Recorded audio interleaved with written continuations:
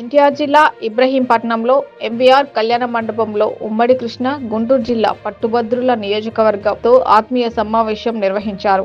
ఎన్టీఆర్ విగ్రహానికి పూలమాలలు వేసి ఘనంగా నివాళులర్పించారు. గ్రాడ్యుయేట్ ఎమ్మెల్సీ ఎన్నికల ప్రచార కరపత్రాలను ఆవిష్కరించారు.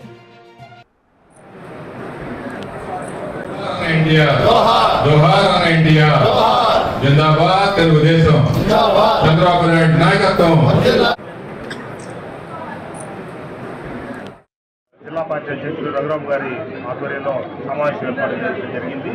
34 నియోజకవర్గాల్లో మైలవరంలో ఓట్ల పరంగా 3వ స్థానంలో ఉంది.